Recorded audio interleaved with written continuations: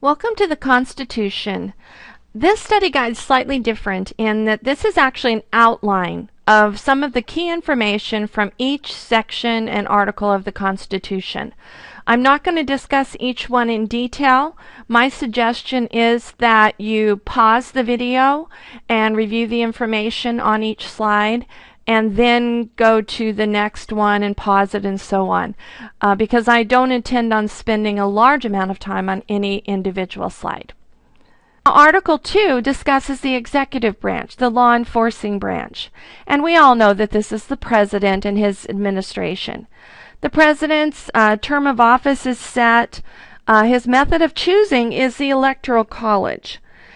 The Electoral College basically was created because the original founders did not really believe that the average man had enough knowledge or experience of politics to make a great decision like who should run our country.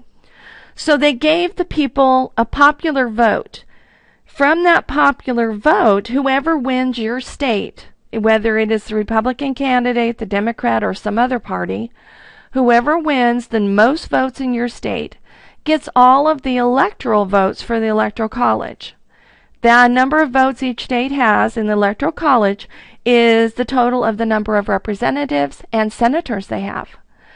There are a couple of states in the United States that split the electoral votes out based on the percentage of votes each candidate gets. But most of the states, all of the votes go to whoever wins the popular vote. And about 3 times in the history of America, the popular vote has not matched the Electoral College vote. And the person the people selected is not the person who actually took office. The person the Electoral College picked was the person who took office. But since it's happened so seldom, we've never made any effort to change the system. One of the other things you need to note in Article 2 is that there is a specific line of succession to the president. If for some reason the president is unable to conduct his duties, it can be something as horrific as he is killed or dies of a natural illness, or something as simple as he is undergoing surgery and they have had to put him under anesthetic. If he is not able to be cognizant, aware to do his duty, then that duty is taken over by the vice president.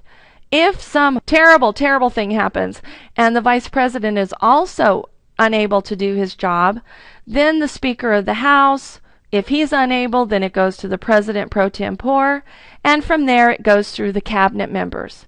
Heaven forbid we ever have such a major catastrophe that it has to go that far. The powers that are specifically stated for the executive branch or the president is that he's the commander-in-chief of the armed forces. He can pardon and reprieve federal criminals, make treaties, appoint ambassadors, appoint ministers and Supreme Court justices and lower court justices.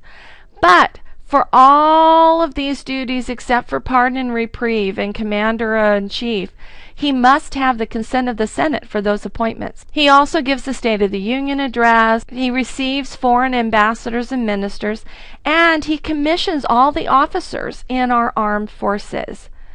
The president and other officers can be impeached for wrongdoing, so they have to be careful and make sure that they don't let their power go to their head. Article 3 discusses the judicial branch or the law interpreting branch. This part of the Constitution gives the least specific information on the duties of the court.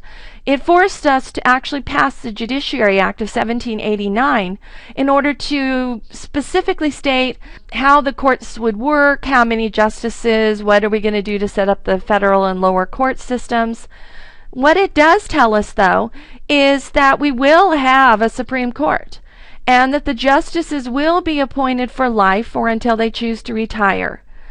Their jurisdiction, meaning what they have authorities over. Of course, they gave us directions about treason.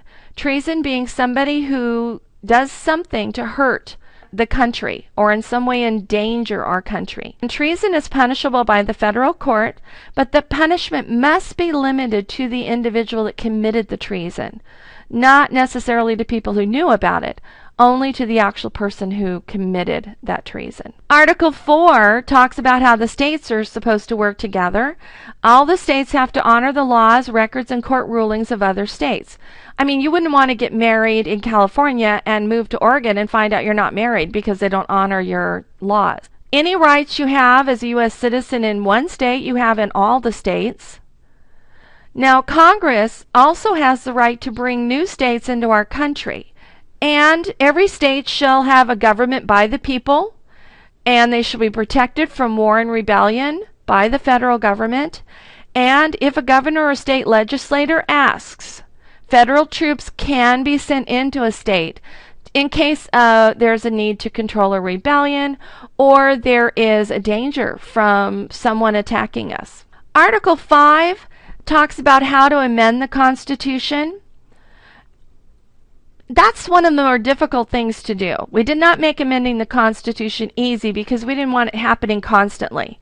So whenever 2/3 of both houses decide they want to change, 2/3 of both houses have to agree to propose this amendment. Then they can propose an amendment to the Constitution. Or whenever 2/3 of several states decide that they want to change the Constitution, they can call a convention for proposing an amendment to change the Constitution. So it's not just the congressmen in D.C., but the state legislatures. If 2/3 of them decide they want to propose amendment, then they can call a convention and do that. However, to make this proposal become an actual amendment, it takes ratification by 3/4 of the state legislatures or by 3/4 of both the House and the Senate. Otherwise, it dies and it does not become an amendment. And if, remarkably, all of these conditions are met, then a new amendment or change is added to the Constitution. And there have only been 27 of those since our Constitution was started in 1787. Article 6 discusses how we are to pay our debts and confirms the Constitution as the supreme law of the land. And finally, we put the Constitution to work on September 17, 1787. It took actually until 1791 before we had all 13 approvals, but we were able to agree on what was in the Constitution and then take it out and try to get that ratification or that approval from all the states. Now, the first 10 amendments were part of the agreement that we made with the Anti-Federalists to approve the Constitution. Their concern was that there were no protections for individual rights. And so one of the first things that the new Congress did was to create a Bill of Rights. And those 10 amendments all deal with individual rights and state rights, guaranteeing that any rights that are not specifically given to the federal government are reserved for the states or the individual people. Since the Bill of Rights were passed, there have been only 17 additional amendments made. So take a look at the various amendments to the Constitution, and when you're done, you will have a basic summary, not every single detail, but a basic summary of the important information that you should know about the Constitution of the United States and the 27 changes that have been made to it. I hope this helps you when you study your Constitution.